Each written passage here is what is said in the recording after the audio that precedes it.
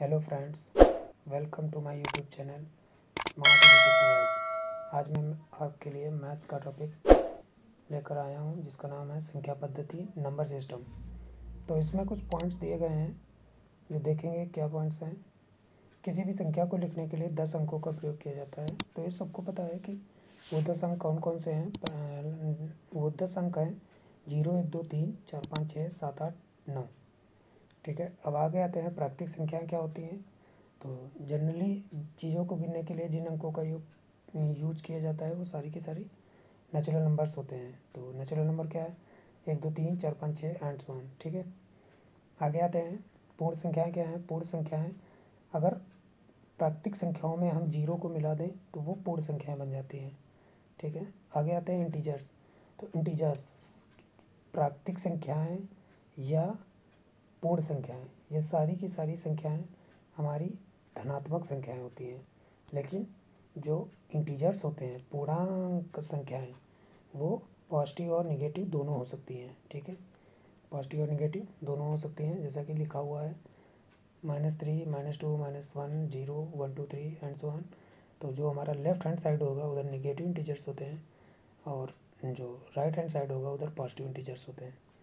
ठीक है, एक चीज़ एग्जाम में बहुत पूछी जाती है, क्या है वो देख लेते हैं कि इंटीजर्स सारे के सारे होल नंबर्स को डिनोट करता है और जो होल नंबर होता है वो सारे के सारे नेचुरल नंबर्स को डिनोट करता है। इस फिगर के थ्रू हम लोग समझ सकते हैं कि जितने भी नेचुरल नंबर्स हैं वो होल नंबर में समाहित हैं और जितने के सारे के सारे होल नंबर हैं वो इंटीजर्स में समाहित हैं। ठीक है, इससे कोई भी क्वेश्चन आएगा तो हम लोग आसानी से कर सकते हैं। आगे बढ़ते हैं। सम संख्याएं, तो वे संख्याएं जो 2 से पूर्णतः विभाजित होती हैं उन्हें सम संख्याएं कहते हैं। ठीक है, 2, 4, 6, 8 ये सब सम संख्याएं हैं। आगे आते हैं विषम संख्याएं क्या हैं। जो 2 से पूर्णतः विभक्त नहीं होती हैं उन्हें विषम संख्याएं कहते हैं। तो 1, 3, 5, 7, 9, 11, 13, 15, तो ये सब क्या है? हमारी विषम संख्याएं हैं। ठीक है, क्या मैंने बताया? 1, 3, 5, 7, 9, 11, 13। ठीक है, एंड सो ऑन। आगे बढ़ते हैं। अभाज्य संख्याएं क्या हैं। अभाज्य संख्याएं वे संख्याएं हैं जो स्वयं और एक के अलावा अन्य किसी से विभक्त नहीं होती हैं। तो prime numbers are those number which are divisible by itself or 1। तो अभाज्य संख्या वे संख्या होती है जो केवल केवल स्वयं से या एक से विभाजित हो, वो सारी की सारी क्या होगी? अभाज्य होंगी। तो 2, 3, 5, 7, ठीक है, 11, 13, इसमें 5 छूट गया है। 2, 3, 5, 7, 11, 13, 17, तो ये सब क्या है? अभाज्य संख्याएं हैं।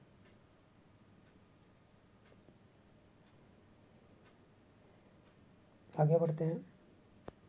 भाज्य संख्या क्या होती है? वे संख्याएं जो स्वयं और एक के अलावा अन्य किसी संख्या से पूर्णतः विभक्त हो।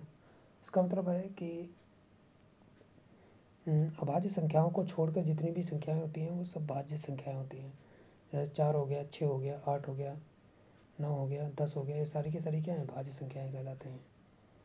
आगे आते हैं असहभाज्य संख्याएं। को प्राइम नंबर्स क्या होते हैं? जब 2 या 2 से अधिक संख्याओं में कोई भी उभयनिष्ठ गुणनखंड नहीं होता है।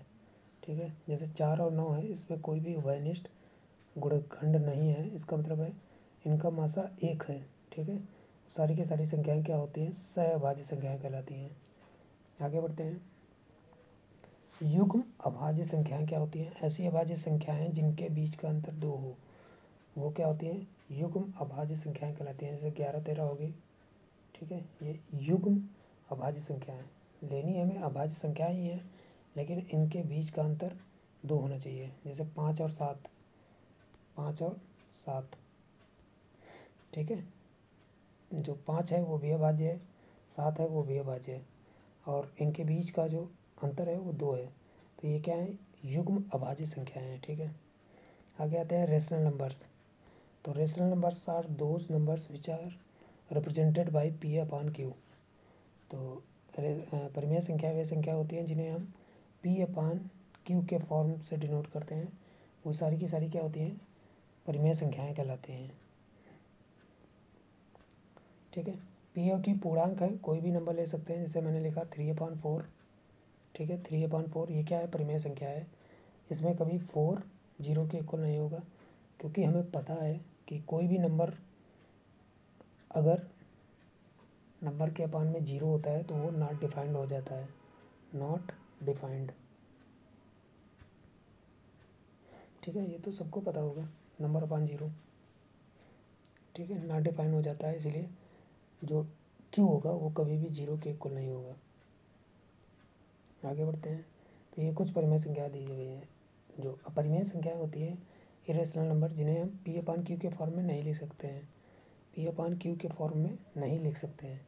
या दूसरी तरीके से मैं कहना चाहूँ कि जिन संख्याओं का जो भागफल आता है, जिन संख्याओं का भागफल आता है वो कभी भी पूर्ण नहीं होता है। जैसे मैंने लिया 22/7, अगर इसको मैं डिवाइड करूँगा तो नंबर रिपीट करते रहेंगे, ठीक है, तो वो परिमेय संख्या में आएगा। ठीक है, तो 22/7 ये क्या है, अपरिमेय संख्या है। ठीक है, पाई जिसका हमें मान पता है 22/7 होता है, तो ये अपरिमेय संख्या है। रूट में जितनी भी वैल्यूज होती है वो अपरिमेय संख्या है। 5 होल 1/3 ये क्या है, अपरिमेय संख्या है। आगे आते हैं रियल नंबर्स। सभी अपरिमेय और परिमेय संख्याएं मिलकर रियल नंबर बनाते हैं। ठीक है, सभी परिमेय तथा अपरिमेय संख्याएं वास्तविक संख्याएं कहलाती हैं। ठीक है, अब आते हैं क्वेश्चन की तरफ। पहला क्वेश्चन हमारा कह रहा है कि 1043 को किसी संख्या से भाग देने पर भागफल 11 तथा शेषफल 20 प्राप्त होता है, तो भाजक ज्ञात करना है। ठीक है, पहला फार्मूला तो हमने पढ़ ही रखा होगा, भाजक गुणे भागफल धन शेष बराबर भाज्य। क्या मैंने बताया, भाजक गुणे भागफल धन शेष बराबर भाज्य। ठीक है, तो इस फार्मूले के यूज से भी हम लोग कर सकते हैं। तो हमारा भाजक नहीं पता है, भाजक निकालना है। ठीक है, भाजक को हमने ले लिया x, भागफल कितना दिया गया 11, शेषफल दिया गया 20, वो किसके इक्वल है, 1043 के इक्वल है। ठीक है, 11x इजकल टू कितना आ जाएगा, 20 सब्ट्रैक्ट हो जाएगा 1043 में से, बचेगा 1023। तो 1023 को 11 से डिवाइड करेंगे तो x की वैल्यू आ जाएगी 93। कितनी आ जाएगी, 93। ठीक है, तो इस तरीके से भी कर सकते हैं। बाकी जो अगर जल्दी हमें करना है तो कैसे करेंगे, हमें पता है कि भाजक और भागफल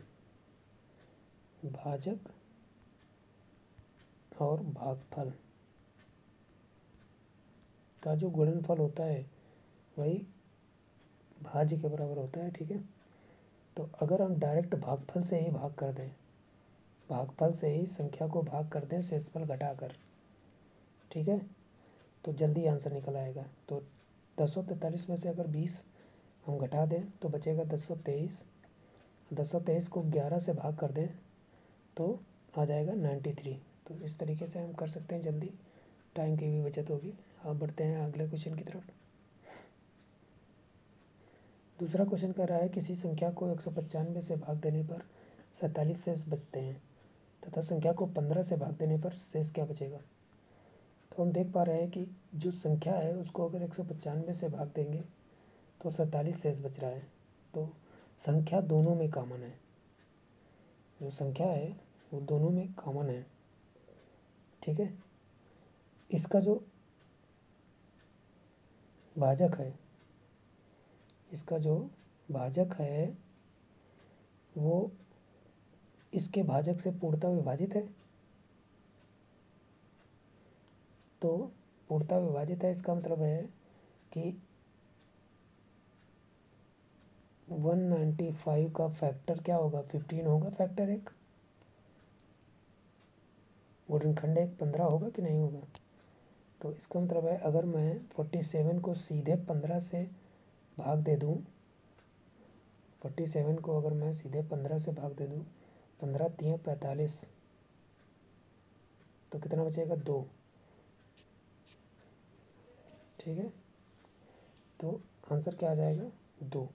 शेष क्या आएगा, 2।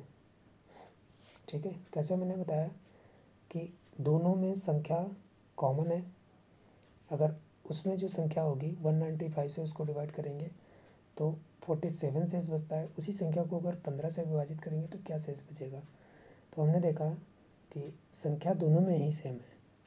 जो ऊपर वाले में भागफल है, भागफल नहीं, भाजक जो है वो 195 है और उसका जो फैक्टर है वो 15 है दूसरी वाली कंडीशन में। तो हम सीधे अगर जो पहली वाली कंडीशन में शेषफल था उसको अगर हम 15 से भाग देते तो आंसर हमारा आ जाएगा। ठीक है, अगला क्वेश्चन करते हैं। ये अगला क्वेश्चन क्या है, 8765 इंटू 974 माइनस 8765 इंटू 874। तो इस तरीके का क्वेश्चन को करने के लिए पहले देखते हैं, इसमें हमें साफ साफ दिखाई दे रहा है कि 8765 दोनों में कॉमन फैक्टर है। तो चाहे तो बाई ऑप्शन भी हम सीधे सीधे कर सकते हैं। दोनों को कॉमन फैक्टर 8765 है, इसका मतलब जो आंसर आएगा वो 8765 का मल्टीपल होगा। ठीक है, 8765 का क्या होगा, मल्टीपल होगा। तो देखते हैं 8765 का बी ऑप्शन सही है। बाकी सोल्यूशन कैसे होगा वो देख लेते हैं। 8765 दोनों में कॉमन है तो 8765 हमने कॉमन ले लिया तो क्या बचेगा, 974 माइनस 874 ये बचेगा। तो 8765 इंटू 100 मल्टीप्लाई करा दिया 876500, आंसर आ गया। ठीक है, आगे बढ़ते हैं अगले क्वेश्चन की तरफ। दिया गया है 1994 इंटू 1994। ठीक है, इसको भी करना चाहें तो कर सकते हैं। डायरेक्ट करने का क्या तरीका है, लास्ट डिजिट का अगर मल्टीपल करें 4 4 जा 16। ठीक है, 4 4 जा 16। तो हमने देखा कि लास्ट डिजिट हमारी क्या आएगी, 6 आएगी। तो लास्ट डिजिट जो 6 है वो केवल ए और बी ऑप्शन में ही है, बाकी दो में नहीं है। तो ये दोनों आंसर क्या हो जाएंगे, कैंसिल हो जाएंगे। ठीक है, ठीक। तो अब क्या करेंगे, अब यहाँ पे चाहें तो डिविजिबिलिटी रूल लगा सकते हैं, तो इन दोनों में पता चल जाएगा कि कौन सा हमारा आंसर होगा। ठीक है, तो डिविजिबिलिटी रूल लगाएंगे तो टाइम लगेगा, तो इससे बढ़िया है कि डायरेक्ट जो मेथड है हमारा वो यूज कर लेते हैं, उसमें कैलकुलेशन भी कम है, जल्दी हो जाएगा। क्या करेंगे, 1994 को हम लोग 2000 लिख लेंगे। 2000 माइनस 6 का होल स्क्वायर, क्योंकि 1994 इंटू 1994 लिखा हुआ है, इसका मतलब है 1994 का होल स्क्वायर। तो इसको मैंने डिफाइन कर दिया 2000 माइनस 6 का होल स्क्वायर। अब ये फार्मूला बन गया ए माइनस बी का होल स्क्वायर इसकल टू क्या हो जाएगा, A square plus B square minus 2ab। अब इसमें रख देते हैं ए स्क्वायर यानी 2000 का स्क्वायर क्या होगा, 4 1 2 3 4 5 6 0 प्लस बी स्क्वायर यानी कि 36 माइनस 2ab। 6 2 जा 12 2 जा 24,000। ठीक है, तो क्या करेंगे इसमें,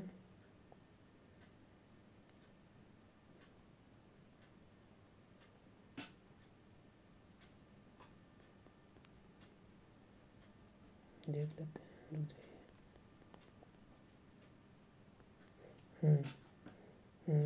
4000036 माइनस 24,000।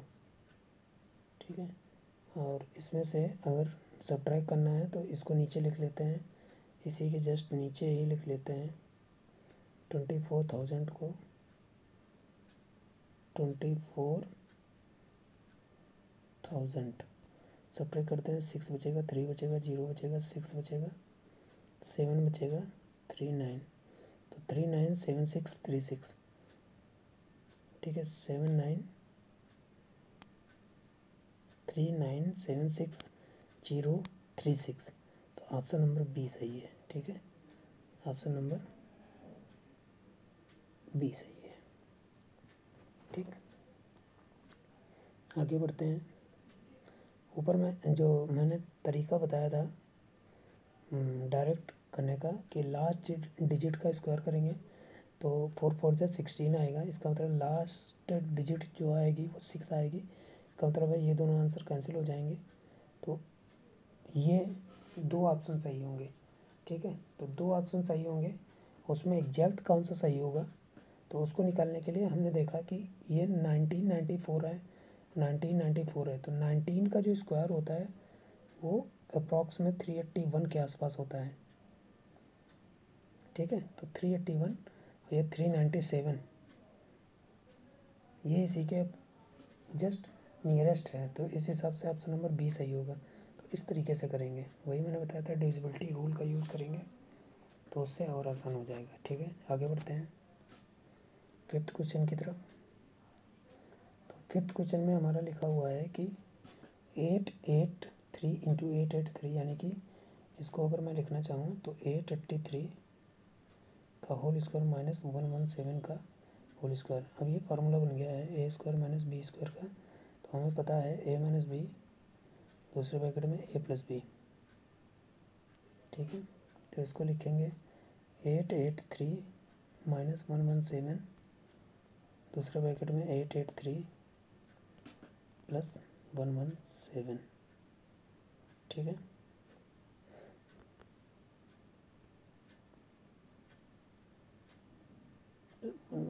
ठीक है। तो 883 में से मैंने सब्ट्रैक्ट किया 117, 6 बचा, 7 में 7 गया, 6 बचा, 766 और यहाँ पे बचेगा 1000, तो ऑप्शन नंबर सी सही हो जाएगा। कौन सा सही हो जाएगा? ऑप्शन नंबर सी, ठीक। आगे बढ़ते हैं अगले क्वेश्चन की तरफ। 6 में कह रहा है कि इकाई का अंक क्या होगा। तो सबकी लास्ट डिजिट का हम मल्टीप्लाई करते चले जाएंगे तो हमें इकाई का अंक पता हो जाएगा। तो लिखा हुआ है 6, इसमें 6 है लास्ट डिजिट, और 8 का मल्टीप्लिकेशन क्या होता है, 8 6 जा 48। अब इसके लास्ट डिजिट ले लेंगे 8 और इसकी लास्ट डिजिट ले लेंगे 9, 8 9 जा होता है 72। अब इसका लास्ट डिजिट ले लेंगे और इसका लास्ट डिजिट ले लेंगे तो 2 2 जा होता है 4, 2 2 जा 4। इसका मतलब है इकाई का अंक होगा 4, ऑप्शन नंबर बी सही है, ठीक है। हर एक डिजिट का लास्ट डिजिट लेके मल्टीप्लाई कर देंगे और जो नंबर आएगा वही हमारा लास्ट डिजिट होता है। जो नंबर आएगा उसी का लास्ट डिजिट होता है, ठीक है। बढ़ते हैं अगले क्वेश्चन की तरफ। दिया गया 3100 में से कौन सी छोटी संख्या घटाई जाए कि शेष बची संख्या 17 से पूर्णतः विभक्त हो। तो 17 से पूर्णतः विभक्त होने के लिए इसमें से क्या घटाई जाए, तो 3100 को 17 से डिवाइड करेंगे तो क्या होगा, 17 बन जा 17, क्या बचेगा 16 बचेगा, 0 लिया,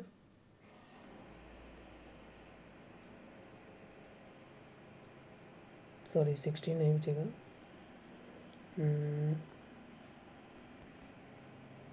17 बन जा 17,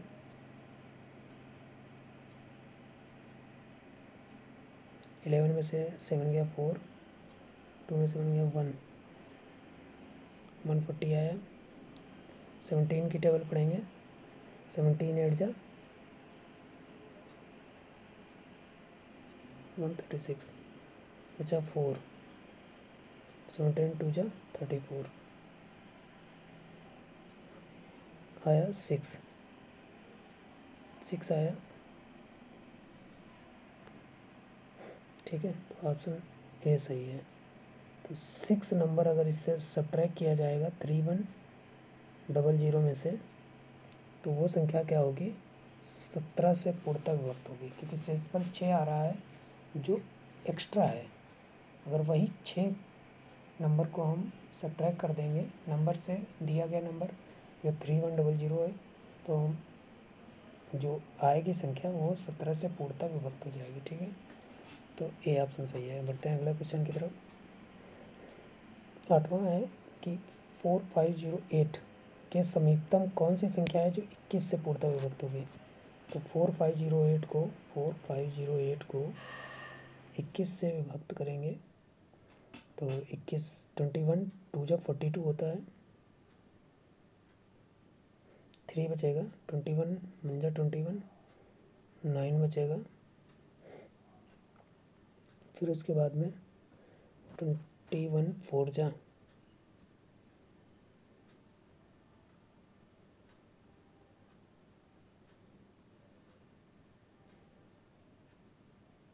14।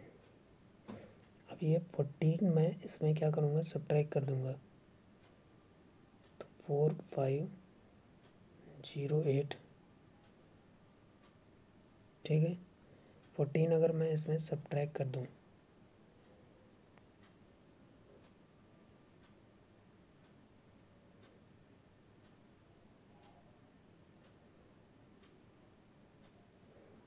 ठीक है, तो ये आएगा। अगर मैं इसी नंबर को 4 डिजिट तक ना ले जाके 5 तक ले जाऊं, क्या करूँगा, मैं इसको 5 तक ले जाता हूँ, तो देखते हैं, मैं 4 की जगह 5 तक ले जाता हूँ तो आएगा 105। तब रिमाइंडर हमारा बचता है 7। तब रिमाइंडर क्या बचता है, 7।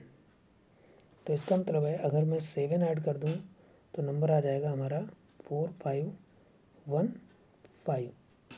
तो 4508 के समीपतम संख्या बतानी है, और ये 4494 बहुत ही पीछे हो जाएगी, ये समीपतम संख्या नहीं होगी। तो समीपतम संख्या हमारी कौन सी आएगी, 4515। 4515। अब इसको जल्दी कैसे करेंगे, तो हमने यहाँ तक डिवाइड देख लिया था, इसके आगे हम लोग ऐसे ही चेक कर लेंगे। अगर 4 टाइम ले जाएंगे तो रिमाइंडर ज़्यादा आ रहा है, अगर 5 टाइम ले जाएंगे तो कम रिमाइंडर आ रहा है, वो भी निगेटिव में आएगा, तो उसको अगर हम सब्ट्रैक्ट कर देंगे तो नंबर हमारा समीपतम वाला आ जाएगा। ठीक है, बढ़ते हैं अगले क्वेश्चन की तरफ। तो 8वें वाले में हमारा ऑप्शन सी सही है। 9वें क्वेश्चन की तरफ बढ़ते हैं। 3 अंकों की छोटी से छोटी संख्या कौन सी है जो 14 से पूर्णतः विभक्त होगी। तो वैसे तो 3 अंकों की हमें जो सबसे छोटी संख्या पता है वो 100 पता है। ठीक है, अब ये 100 क्या 14 से डिविजिबल है, टेबल पढ़ के देखते हैं। 14 की टेबल पढ़ेंगे, 14 4 जा 14 5 जा,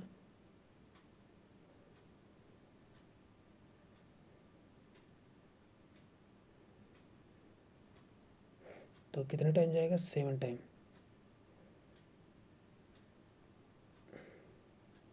ठीक, तो ये तो 2 ही डिजिट नंबर हुआ, तो टेबल ले जाएंगे 8 टाइम। कहाँ तक ले जाएंगे, 8 टाइम। टेबल ले जाएंगे 8 टाइम, 14 8 जा,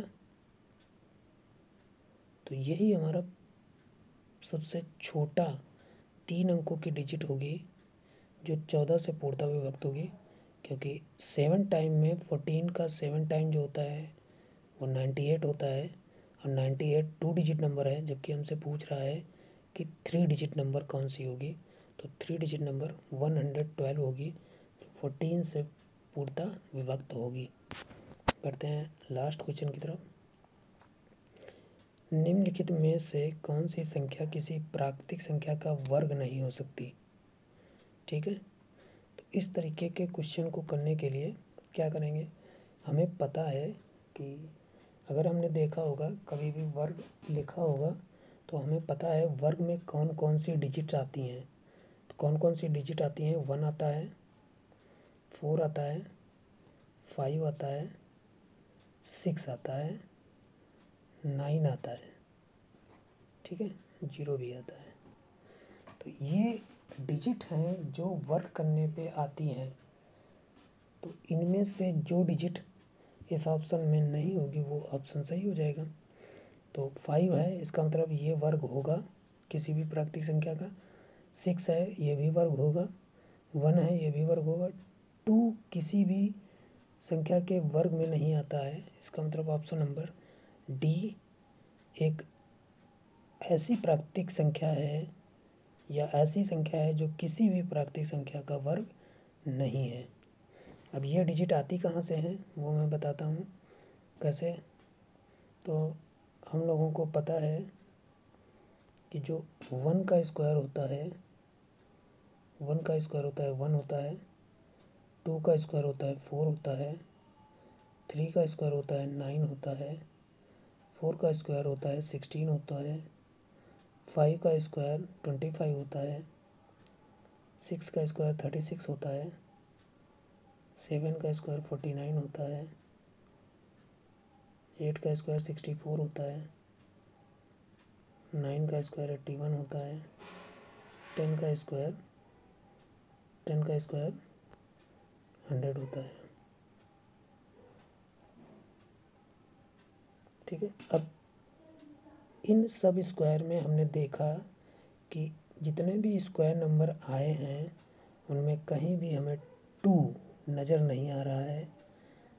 तो इसका मतलब है कि लास्ट वाला जो डिजिट है वो किसी भी प्राकृतिक संख्या का वर्ग नहीं होगी, क्योंकि इसका यूनिट डिजिट जो है वो 2 है। तो किसी भी संख्या के वर्ग में 2 नहीं आता है। ठीक है।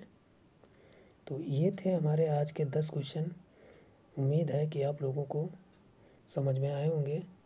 तो अगर आपको किसी भी क्वेश्चन में डाउट है तो आप कमेंट करके नीचे हमें बता सकते हैं। और लाइक करिएगा वीडियो को, कमेंट करिएगा, सब्सक्राइब करिएगा और बताइएगा कि आपको नंबर सिस्टम कैसा लगा, जिससे हम आगे और भी कुछ मज़ेदार टॉपिक आपके लिए लाएं, जिससे आपको